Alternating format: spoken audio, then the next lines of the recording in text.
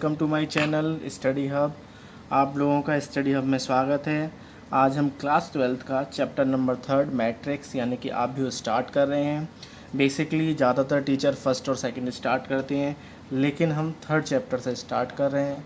इसका main reason ये है कि ये एक ऐसा चैप्टर है जिसका बेसिक 11th क्लास में नहीं होता और ये आज अपने बेसिक से ही स्टार्ट हो रहा है।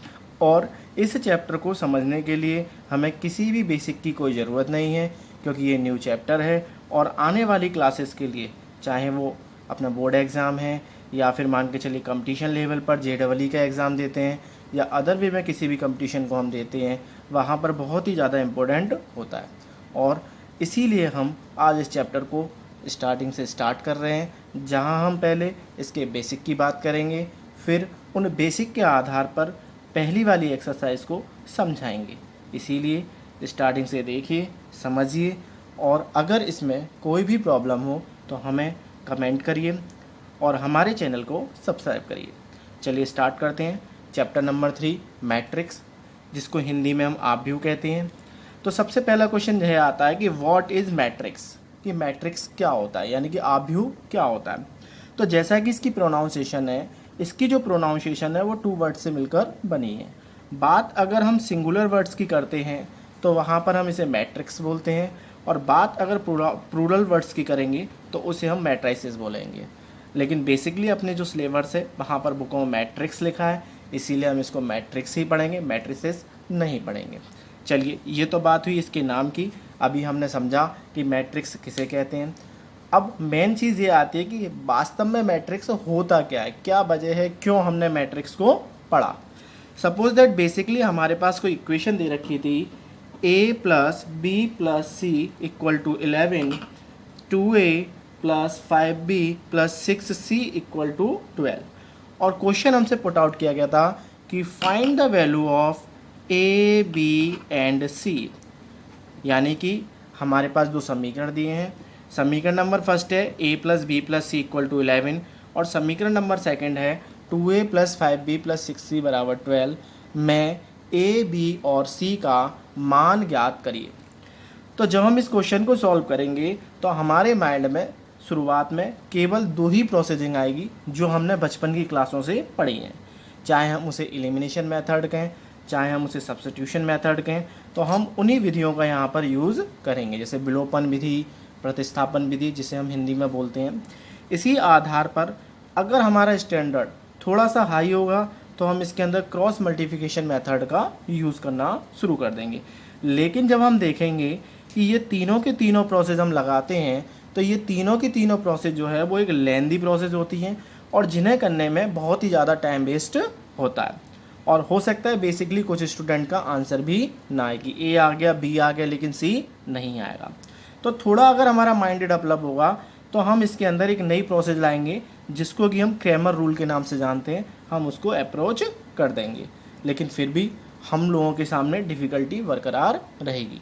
तो उन्हीं समस्याओं के समाधान के लिए जो प्रोसेसिंग आई उसे नाम दिया गया मैट्रिक्स, जहां हम इस तरीके के जो क्वेश्चन होते हैं उन्हें हम सॉल्व करते हैं और इन आधार पर रखकर उन वैल्यूओं को हम निकालने का काम करते हैं। ठीक है, तो ये तो बात हुई मैट्रिक्स की कि मैट्रिक्स क्या है, क्यों इसका हमने यूज़ किया। अब बात आती है यूज़ ऑफ मैट्रिक्स। तो मैट्रिक्स का यूज़ कहाँ कहाँ होता है, यानी आपव्यू का जो यूज़ है वो कहाँ कहाँ होता है। तो मैट्रिक्स का जो यूज़ होता है वो मैथ के अंदर तो होता ही है अपना। मैथ के अलावा इकोनॉमिक्स हो, स्टैटिक्स हो, कंप्यूटर साइंस हो, इन सभी चीज़ों में मैट्रिक्स का यूज़ होता है। इसके अलावा जो हमारे जितने भी पैटर्न लॉक होते हैं उन सभी पैटर्न्स लॉक को बनाने के लिए मैट्रिक्स का यूज़ किया जाता है। आगे हम बात करते हैं डिफाइन ऑफ मैट्रिक्स, कि मैट्रिक्स की क्या परिभाषा होती है। अब matrix represented a collection of number और function into the row and column, यानी कि मैट्रिक्स जो है वो रिप्रेजेंट करती है या कलेक्शन करती है किन का, नंबर्स का या फंक्शन का, इनटू किन में, रो एंड कॉलम में। तो ये तो बात हुई इंग्लिश में। अब बात करते हैं कि अगर हम इसे हिंदी में समझेंगे तो इसकी क्या परिभाषा होगी। तो आपव्यू संख्याओं या फलनों का एक ऐसा व्यवस्थित क्रम होता है जिसमें हम पंक्ति और स्तंभ को दर्शाते हैं। क्या बताया मैंने कि आव्यूह संख्याओं या फलनों का एक ऐसा व्यवस्थित क्रम होता है जिसमें हम पंक्ति और स्तंभों को दर्शाते हैं। अब जैसा कि यहाँ पर दो नए शब्द आए, पहली बात आई रो की और दूसरी बात आई कॉलम की, कि रो क्या होती है और कॉलम क्या होता है। तो जो हॉरिजॉन्टल लाइन होती है इस टाइप की उसे हम रो कहते हैं, जिसे हम हिंदी में पंक्ति कहते हैं। और इसी प्रकार से जो वर्टिकल लाइन हमारी होती है उसे हम स्तंभ कहते हैं। तो जो हमारा मैट्रिक्स होता है वो कलेक्शन होता है नंबर का और फंक्शन का, जिन्हें हम रो और कॉलम के रूप में रिप्रेजेंट करते हैं। जैसे सपोज दैट मान के चलिए ए कोई सब्सटेंस है हमारा, उस ए सब्सटेंस के अंदर हमारे पास 6 3 7 0 3 1 4 1 5 इस टाइप से नंबर लिखे हुए हैं। 1 थोड़ा इधर लिख लीजिए, नंबर लिखे हुए हैं। तो ये जो हमारा ऑर्डर है जिसके अंदर ये सारी की सारी चीज़ें हमें रो के रूप में दिखाई दे रही हैं और ये सारी की सारी चीज़ें जो हैं वो हमें कॉलम के रूप में दिखाई दे रही हैं, तो ये पूरा का पूरा जो ओवरऑल है वो हमारा एक मैट्रिक्स है। समझ में आया कि मैट्रिक्स जो होता है वो रो और कॉलम के रूप में पाया जाता है। अब बात जब हम इसको रिप्रेजेंट करने की कर रहे हैं तो या तो हम इसे इस तरीके से दिखा दें या हम इसे इस तरीके से दिखा दें। दोनों ही तरीके में ये हमारा मैट्रिक्स ही कहलाएगा, यानी हम इसे आव्यूह ही कहेंगे। लेकिन सपोज दैट हमने इसको इस तरीके से दिखा दिया, केवल दो खड़े डंडे जो बार वाले होते हैं हमारे 6 3 7 0 3 1 4 1 5, तो ये हमारा मैट्रिक्स नहीं होगा, ये हमारा क्या हो जाएगा डिटर्मिनेंट, जो कि हमारा अगला टॉपिक है जिसे हम हिंदी में सारणिक कहते हैं। तो सबसे पहली बात आपको आव्यूह और सारणिक में अंतर समझ में आ गया होगा कि जहाँ कोष्टक के रूप में होती हैं संख्या यानी कोष्टक के अंदर होती हैं वो हमारा आव्यूह होता है, और जहाँ सीधी लाइनों के बीच में होता है वो हमारा सारणिक होता है। तो ये हमारी आव्यूह को समझाया हमने। इसके अलावा किसी भी आव्यूह को जो हम रिप्रेजेंट करते हैं वो कैपिटल लेटर्स में दिखाते हैं। तो इसको हम कैसे लिखेंगे, it is denoted by capital letter, कि हम इसको कैपिटल लेटर से डिनोटेड करते हैं। जैसे कि यहाँ पर ये जो है इसके आगे हमने ए लगा रखा है, तो ये हमें क्या बता रहा है, तो ये हमें क्या बता रहा है कि ये हमारा एक मैट्रिक्स है। तो ये आपकी समझ में आ गया होगा कि मैट्रिक्स क्या होता है। A matrix represent a collection of number और function into row and column, यानी मैट्रिक्स वो होता है जो रो और कॉलम को रिप्रेजेंट कर रहा होता है, जिसे हम पंक्ति या स्तंभ के रूप में जानते हैं। मैट्रिक्स को हम इस तरीके से भी दिखा सकते हैं और इस तरीके से भी दिखा सकते हैं, लेकिन कभी भी मैट्रिक्स को हम इस तरीके से नहीं दिखा सकते। इसके अलावा ये कैपिटल लेटर्स के रूप में लिखा जाता है। अभी हमने मैट्रिक्स की डिफाइन को समझा। So now start in a new patterns. अब हम दूसरे तरीके से मैट्रिक्स को समझने का प्रयास करते हैं कि मैट्रिक्स क्या होता है। ठीक है, सपोज दैट 1 3 -5 और 8 ये कुछ नंबर हैं। माना 1 3 -5 और 8 हमारे पास कुछ नंबर हैं और इन नंबरों को हमें रिप्रेजेंट करना है। अब बात आती है कि रिप्रेजेंट कैसे करेंगे। तो रिप्रेजेंट करने का तरीका क्या होता है। अभी तक बात केवल किसकी हो रही थी, नंबर की बात हो रही थी कि 1 3 5 और 8 जो है वो नंबर है। इसमें आपसे ये नहीं कहा कि ये हमारा मैट्रिक्स है, ये बताया गया केवल 1 3 5 8 जो है वो हमारे नंबर है। अब बात क्या हो रही है, इनको रिप्रेजेंट करने की हो रही है। तो हम इसको किस तरीके से दिखा सकते हैं, 1 3 -5 और 8। देखिए नंबर थे तो उनके बीच में कॉमा लग रहा था, लेकिन जब हम इनको रिप्रेजेंट कर रहे हैं तो इनके बीच में कोई भी कॉमा नहीं है। तो जहाँ पर जब इनके बीच में कोई भी कॉमा नहीं है तो ये हमारा क्या बन गया, एक मैट्रिक्स बन गया। अब बात करी जाए कि इसके अंदर कितनी रो और कितने कॉलम है, तो आपको इस तरीके से एक लाइन दिखाई दे रही है। तो हमारे अंदर रो कितनी दिखाई दे रही है, यहाँ पे केवल रो हमें 1 दिखाई दे रही। रो को R से दिखाते हैं तो ये हो गई R1। अब बात आती है कॉलम कितने हैं भाई, तो 1 कॉलम 2 कॉलम 3 कॉलम और 4 कॉलम, यानी C1 C2 C3 C4। यानी कि जब हमने 1 3 -5 और 8 को रिप्रेजेंट किया तो वो एक तरीके से एक रो और 4 कॉलम में कन्वर्ट हो गया। तो क्या ज़रूरी है कि केवल इसी तरीके से लिखा जाए? हम नहीं मान रहे, हम तो इससे नहीं लिखेंगे। तो अब हम दूसरे पैटर्न को यूज़ करेंगे। हमने सपोज दैट माना कि हम इसको इस तरीके से लिख रहे हैं 1 3 -5 -8। क्या ये गलत है? नहीं, ये भी सही है। आप किसी भी तरीके से लिख सकते हैं, आपकी मर्जी है।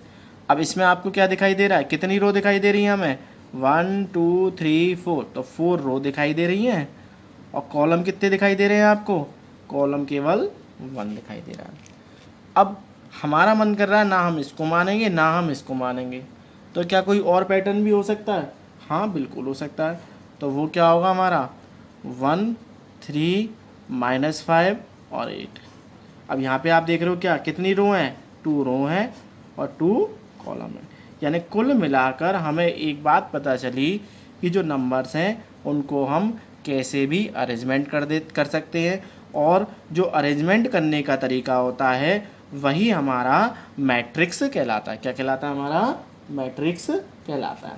ठीक है, लेकिन सबसे बेसिकली चीज़ जो है वो ये है कि इसके अंदर जो अरेंजमेंट होता है वो एक तरीके से रेक्टेंगुलर होता है। कैसा होता है? रेक्टेंगुलर। रेक्टेंगुलर का मतलब आयताकार अरेंजमेंट होता है। तो ये तो बात हुई कि 1 3 -5 और 8 को हम किन किन तरीकों से अरेंजमेंट कर सकते हैं। तो अभी हमने देखा कि ये एक रेगुलर अरेंजमेंट था, यानी रेक्टेंगुलर अरेंजमेंट था। अच्छा, अब रेक्टेंगुलर अरेंजमेंट तो था जिसके अंदर क्या था? एक रो थी और दूसरी चीज़ क्या थी? कॉलम थी। कि रेक्टेंगुलर अरेंजमेंट के साथ साथ रो तथा कॉलम दोनों चीज़ें पाई जाती है। अब एक क्वेश्चन और आता है कि क्या 1 2 3 4 या 1 3 5 8 क्या केवल नंबर ही आ सकते हैं मैट्रिक्स के अंदर? तो ऐसा कभी नहीं हो सकता। मैट्रिक्स के अंदर 1 2 3 4 तो आता ही आता है अपना। इसके अलावा ABCD भी आ सकता है हमारा, मतलब अल्फ़ाबेट भी आ सकते हैं। इसके अलावा जो हमारे सिंबल्स होते हैं, जैसे मान के चलिए परसेंटेज का सिंबल है हमारा, या मान के चलिए एंड का सिंबल है, या हमारा हैज़ का सिंबल है, या हमारा स्टार है, कुछ भी आ सकता है। तो यानी कि मैट्रिक्स में ऐसा कुछ नहीं है कि हम केवल काउंटिंग की ही बात करेंगे, वहाँ हम अल्फ़ाबेट को भी ले सकते हैं और अदर सिंबल को भी रिप्रेजेंट कर सकते हैं। लेकिन हमें इतना याद जरूर रखना होगा कि जो हमारी रो होंगी उनके अंदर भी इक्वल नंबर ऑफ एलिमेंट होंगे, और इसी तरीके से जो हमारे कॉलम होंगे उनके अंदर भी इक्वल नंबर ऑफ एलिमेंट होंगे। तो क्वेश्चन हमारा ये पुट आउट होता है कि इक्वल नंबर ऑफ एलिमेंट क्या होता है। तो जैसे सपोज दैट ABCD, यहाँ आप देखेंगे तो यहाँ पर भी 2 है, तो यहाँ पर भी 2 है, तो ये हमारा कहलाता है इक्वल नंबर ऑफ एलिमेंट। तो ये हमारा क्या है? एक मैट्रिक्स है। लेकिन सपोज दैट मान के चलिए 1 5 6 दिया हुआ है, तो यहाँ पर इक्वल नंबर ऑफ एलिमेंट नहीं है, क्योंकि ऊपर वाले में 2 है नीचे वाले में 1 है, तो ये हमारा मैट्रिक्स नहीं है। इसी तरीके से सपोज दैट हमारा ये है जिसमें हमें मिल रहा है 2 4 3 5 7, तो ऊपर वाले में 2 है नीचे वाले में 3 है, तो यहाँ पर भी इक्वल नंबर ऑफ एलिमेंट नहीं है, तो ये भी हमारा मैट्रिक्स नहीं होगा। तो यानी मैट्रिक्स केवल वही होगा जिसके अंदर एक तो रेक्टेंगुलर अरेंजमेंट हो रहा होगा, दूसरी चीज़ रो और कॉलम होगी, और तीसरी बात इक्वल नंबर ऑफ एलिमेंट होंगे, तो वही हमारे केवल और केवल मैट्रिक्स हो सकते हैं। अगला हमारा टॉपिक आता है order of matrix. Order of matrix को हिंदी में हम कहते हैं आव्यूह की कोटि।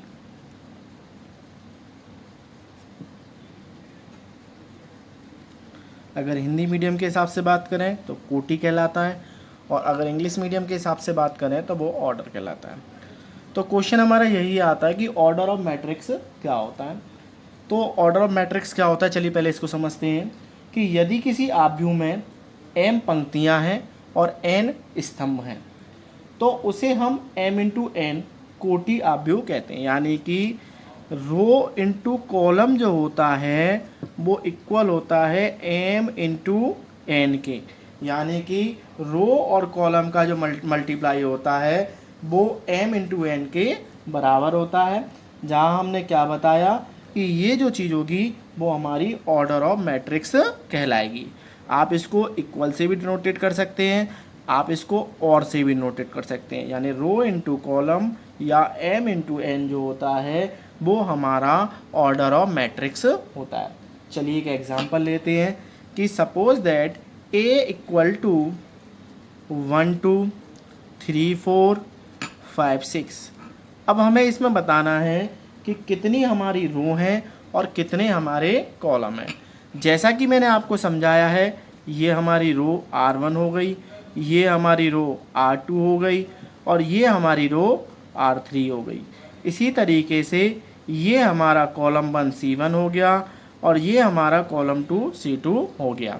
तो बात अगर हम इसके ऑर्डर की करें तो ऑर्डर हमारा क्या होता है, रो इंटू कॉलम या m into n।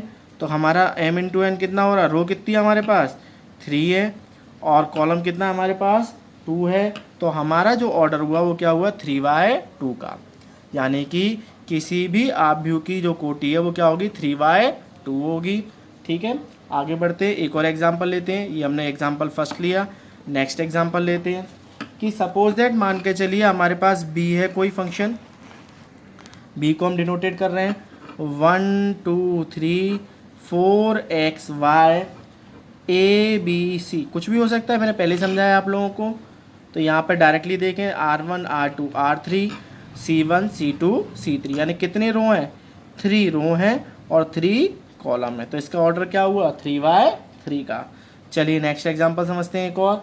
Suppose that मान के चलिए 1 2 1 0 0 या 4 1 5 8 9। अब हमें इसका ऑर्डर बताना है। तो देखिए रो कितनी दिखाई दे रही है 1 2, तो 2 तो रो दिखाई दे रही है, कॉलम 1 2 3 4 5 कॉलम। तो इसका ऑर्डर क्या हुआ 2/5 का। तो हमने यहाँ पे समझा कि रो इंटू कॉलम जो होता है वो हमारा ऑर्डर ऑफ मैट्रिक्स होता है। आगे बढ़ते हैं, अगला हमारा टॉपिक है एलिमेंट ऑफ मैट्रिक्स। अभी हमने समझा था ऑर्डर ऑफ मैट्रिक्स, उसमें हमने बताया था रो इंटू कॉलम जो होता है वो हमारा ऑर्डर ऑफ मैट्रिक्स होता है। अब अगला हमारा टॉपिक आता है एलिमेंट ऑफ मैट्रिक्स, यानी कि इस मैट्रिक्स के अंदर हमारे कितने एलिमेंट हैं। इसको अगर हम दिखाना चाहें तो हम दिखा सकते हैं A I J, ठीक है, यानी कि I क्या होता है हमारा I the row and J the column. मतलब I J में जो I जो है वो रिप्रेजेंट कर रहा है किसको, रो को कर रहा है, और J जो है वो रिप्रेजेंट कर रहा है कॉलम को। तो बात हमारी किसकी चली है, एलिमेंट ऑफ मैट्रिक्स की। तो नंबर ऑफ एलिमेंट जो होगा हमारा वो क्या होगा, रो इंटू कॉलम।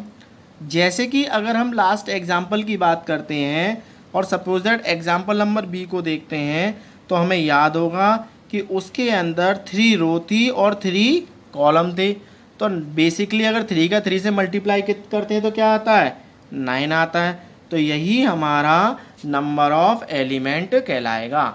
जब हम रो और कॉलम का मल्टीप्लाई करेंगे उससे जो नंबर निकल के आएगा वो हमारा क्या कहलाएगा, एलिमेंट ऑफ मैट्रिक्स।